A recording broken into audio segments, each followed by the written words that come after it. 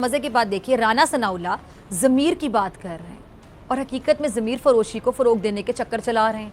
राना साहब, आप ये सब कैसे कर लेते हैं? नाम जो है ये ख्वाजा आसिफ ने दिया था इनको कहा था मौलाना डीजल, क्योंकि इन पर ये इल्ज़ाम था कि ये डीजल के परमिट देते हैं। पता नहीं लेते हैं या नहीं लेते, मुझे नहीं पता इस बात का, लेकिन उन्होंने ये इल्ज़ाम लगाया था। वहां पे तो पाकिस्तानी खवातीन सेफ नहीं है, वहां पे तो बच्चे सेफ नहीं है। कसूर में आप देख लें जिस तरह जो हादसे होती रही हैं आज तक वहां पे, और अभी वो नूर मुकद्दम का अभी जो जिसका फैसला हो चुका वो भी बंदा अभी जिंदा फिर रहा है। लोटे आप खरीदते हैं, जमीर फरोशी आप लोग करते हैं, उम्मीदवारों की मंडियां आप लगवाते हैं और दूसरों के जमीर आप लोग ही जगाना चाहते हैं। सरेआम आप लोग अब इस तरह की हरकतें कर रहे हैं और फिर दूसरों के जमीर जगाने की बातें भी कर रहे हैं। कैसे कर लेते हैं आप लोग इस तरह? आप लोगों के तो अपने जमीर सोए हुए हैं, इसलिए आप लोग सही गलत में फैसला नहीं कर पाते हैं, क्योंकि इक़्तिदार, आप समझ लें कि इक़्तिदार की हवस ऐसी है कि आप लोगों की अकल पे पर्दा पड़ चुका है। आप लोगों के समझने सोचने की सलाहियत ही खत्म हो चुकी है। ये लालच ऐसी नहीं कहते कि बुरी बला है, ऐसे नहीं कहा जाता, ये वाकई बहुत बुरी बला है लालच। और चाहे लालच इक़्तिदार का हो, चाहे दौलत का हो, हर किस्म का लालच इंसान को आखिर में किसी काम का नहीं छोड़ता। अब सिर्फ विफाक में अपनी हुकूमत बचाने के लिए पंजाब के खेल को ख़राब करने की कोशिश की जा रही।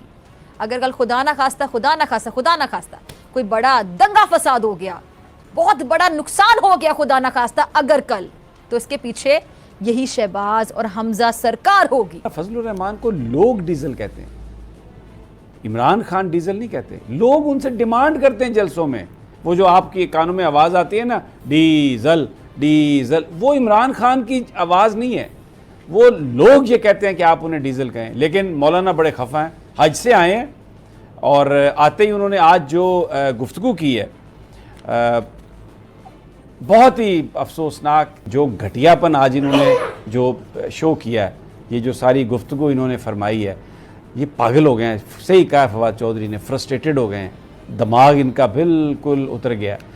अच्छा, अब ये हालांकि ये नाम जो है ये ख्वाजा आसिफ ने दिया था इन्हें, मुस्लिम लीग नून ने इनको कहा था मौलाना डीजल, क्योंकि इन पर ये इल्ज़ाम था कि ये डीजल के परमिट देते हैं। पता नहीं लेते हैं या नहीं लेते, मुझे नहीं पता इस बात का, लेकिन उन्होंने ये इल्ज़ाम लगाया था। ख्वाजा आसिफ साहब खुद एक बड़े रंगबाज हैं, मैं उनकी किसी बात पर यकीन नहीं करता, लेकिन उन्होंने कहा इनके बारे में। अच्छा, अब इनका ये नाम पड़ गया। मैंने कई पेट्रोल पंप देखे हैं, उनके ऊपर पेट्रोल की कीमत लिखी हुई है, हाई ऑक्टेन की कीमत लिखी हुई है, और फिर मौलाना फजलुर रहमान की फ़ोटो है और उसका रेट नीचे लिखा हुआ है। ये मैंने लिटरली पेट्रोल पंप्स पर देखा। और मैं आज अभी प्रोग्राम से पहले राना ताहिर साहब से बात कर रहा था कि ये इज़्ज़त ज़िल्लत सब अल्लाह की तरफ से है। एक तालिबान का एक कमांडर था, उसका हमें नहीं पता क्या नाम था, लेकिन वो मशहूर हो गया था मुल्ला रॉकटी के नाम से, यानी मुल्ला रॉकटी, यही उसका असल नाम क्या हमें नहीं पता। मौलाना फजलुर रहमान साहब का भी ये अगले 2-4-6 महीने में आप देखिएगा कि ये नाम नहीं इनको किसी को याद रहेगा, ये मौलाना डीजल के नाम से ही जाने पहचाने जाएंगे। और आज जो इन्होंने गुफ्तगू की है कि आप जो अपने मेहमान हैं उनको भी माफ नहीं करते, और खवातीन जिनकी तो प्रोटेक्शन ज्यादा करनी चाहिए, तो ये हमारा मुआशरा किस तरफ जा रहा है। और वो भी एक अमेरिकन खातून जो कि हमारी मेहमान थी। कोई भी मेहमान कहीं से भी होता, बेशक इंटरनल ही होता, तो ये जो मुआशरे की डायरेक्शन है, आप क्या समझते हैं, ये कौन कसूरवार है इसका? शिमा साहब, इस पे मैं दो मुख्तलिफ, मेरा एक तस्वीर को देखने के हमेशा दो एंगल होते हैं। एक एंगल तो बिल्कुल मैं एग्री करता हूँ, 21 साल की वो खातून जो है अरबेला, एक तो देखें कि इतनी छोटी एज में आप एक ऐसे मुल्क में जा रही हैं और आप खुद टिकटॉकर हैं, आप खुद जो वो बना रही हैं, जो आप सोशल मीडिया से अटैच हैं, कोई रिसर्च करके जाए वहां पे तो पाकिस्तानी खवातीन सेफ नहीं है, वहां पे तो बच्चे सेफ नहीं है। कसूर में आप देख लें जिस तरह जो हादसे होती रही हैं आज तक वहां पे, और अभी वो नूर मुकद्दम का अभी जो जिसका फैसला हो चुका वो भी बंदा अभी जिंदा फिर रहा है। ये तो सोसाइटी जिस जगह पे वो गई है, इनको जाते दफा देख के जाना था वहां क्राइम रेट क्या है, वहां की जुडिशरी क्या कर रही है, पुलिस वहां प्रोटेक्शन दे सकती है कि नहीं दे सकती। मैं बिल्कुल एक तो एंगल ये है, जिस तरह खैर मैं वो हरकत नहीं करना चाहता जिस तरह वो हमारे एसएसपी साहब ने फरमाया था लाहौर में वो मोटरवे के रेप में, कि ये खातून आधी रात को गई क्यों थी। एक तो एंगल वो है। दूसरा एंगल ये है कि हाँ, क्राइम तो हर जगह पे हो रहा है, क्राइम तो अमेरिका के अंदर भी हो रहा है, यहाँ पे भी लोग जो है प्रेडेटर मौजूद हैं जो कि बच्चियों के साथ इस तरह करते हैं, लेकिन वहां अमर बिल मारूफ नहीं होता। अमेरिका के अंदर अमर बिल मारूफ नहीं है, रियासत मदीना की बुनियादें नहीं रखी जा रही अमेरिका के अंदर। यहाँ पे तो सोसाइटी खुली सोसाइटी, लोग जिस तरह की मिनी स्कर्टें पहन के यहाँ फिर रही हैं, किसी को कोई एतराज नहीं।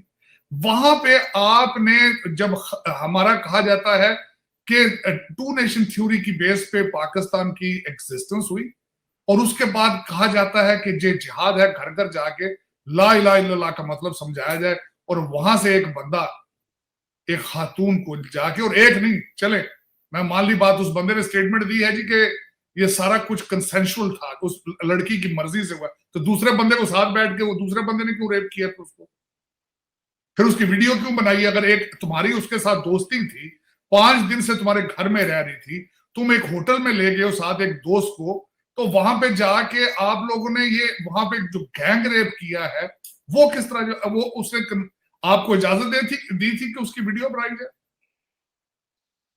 और मैं जो दूसरा एक बात बताना चाहूंगा चीमा साहब, काउच सर्फिंग जो ऑर्गेनाइजेशन है, उनका डाटा आया है कि तकरीबन 1.5 लाख के करीब उनके सार्फिन जो है वो पाकिस्तान में मौजूद हैं, जो लोगों को ऑफर करते हैं कि आके हमारे काउचेस पे आके सो, तो फिर इस तरीके से आगे से ये जो मैडम अरबेला के साथ हुआ है, ये ड्रामा उनके साथ भी किया जाए। इसका मतलब है कि 1.5 लाख सेक्सुअली जो प्रेडेटर्स हैं, they are waiting for the tourist to come. अब मैं अब थोड़ी सी इसकी आपके मैं माजी में भी बताना चाहूंगा कि ये टूरिज्म को प्रमोट करते हैं, चाहे वो रिलीजियस टूरिज्म हो, चाहे ये कहते हैं शुमाली इलाका जात में आए। आपको बताना चाहूंगा, पहले मैं स्टोरियां पढ़ चुका हूं कि किसी टूरिस्ट से कैमरा एक देख के किसी ने मर्डर किया था उसके शुमाली इलाके जात, किसी का साइकिल देकर छीन के उससे ना सिर्फ रेप करते थे बल्कि उसको मर्डर हुए। तो आप चीमा साहब उनकी बातें इनकी क्या, मैंने क्या सुननी है? मुझे 1000 दफा, मैं खुद पाकिस्तान गया हूं, मुझे 1000 दफा मेरे दोस्तों ने कहा आओ स्वात चले आओ उधर चलें। मैं खुद जो प्रदेश पाकिस्तान क्यों 2 दफा सोचता हूं वहां जाऊं, किस तरह जाऊंगा यार, वहां सरकमस्टांसिस क्या है, लोग वहां पुलिस का कितना कंट्रोल है, वहां पे लोगों का अकादमी क्या है। जिस राजनपुर पे जहां जो कुछ हुआ, आप अकादमी का अंदाजा लगा लें। वहां पे तो लोग वैसे ही, मेरा मकसद है कि किसी को कोई मेरा उस औरत को तो रेप किया, वहां पे तो वैसे आपने अच्छी घड़ी पहनी हो तो शायद बंदा मार देंगे। राजनपुर की तो आपको अकादमी का अंदाजा ही, जिस तरह के पंजाब से लाहौर से 50 साल पीछे है, तो उस औरत को 2 दफा सोचना चाहिए था। और खान साहब, जिस तरह खान साहब को भी इस पे कुछ स्टेटमेंट देनी चाहिए थी, कुछ बोलना चाहिए था, लेकिन अफसोस की बात है कि किसी के माथे पे बल नहीं है कि एक अमेरिकन खातून आई है और उसको जो किया गया उसका आपके टूरिज्म पर और इंटरनेशनल रिलेशंस पर और आपके इमेज को क्या नुकसान हुआ होगा। यहाँ पे ये भी मैं बताना चाहूंगा कि आपके पासपोर्ट की रेटिंग पहले नीचे से 4थे नंबर पर, और साथ ये भी बताऊंगा आप हर चीज को कंपेयर करते हैं अपने पड़ोसियों के साथ, भारत का नंबर 50वां है, तो आपकी वो 4थे से 2 पे आ जाएगी अब इस रेप के बाद, जब ये पूरे इंटरनेशनल मीडिया ने इसको घुमाना है। बीबीसी ने आज इसको कवरेज दे दी है अपनी पेज के ऊपर, अब 2-4 और media international big media outlets इसको कवरेज देंगे, तो आपकी रेटिंग पासपोर्ट की 4 से नीचे 2 पर आ जाएगी। बिल्कुल सही कह रहे हैं तार साहब। आगे चलते हैं। सियासी मामलात पाकिस्तान में बड़े खराब होते जा रहे हैं। इमरान खान ने सीधा सीधा कहा है जी एस्टैब्लिशमेंट को कि अब कौम आजाद हो गई है, अब माजी वाली चीजें नहीं हो सकती। आप क्या समझती हैं, पाकिस्तान वाकई आजाद हो गया तारड़ साहब? ये जो इमरान खान कह रहे हैं, ये हुकूमत में थे 3 माह पहले तो ये कहते थे हम कैद थे, हमारे हाथ बंधे हुए थे, फैसले कोई और करता था। अभी कह रहे हैं कि पाकिस्तान आजाद हो गया। जब ये ऑपोजिशन में आते हैं इनकलाबी हो जाते हैं, जब ये हुकूमत में जाते हैं तो ये सीढ़ी बंद हो जाती है ना। तो ये क्या मसला है, पाकिस्तान आजाद है?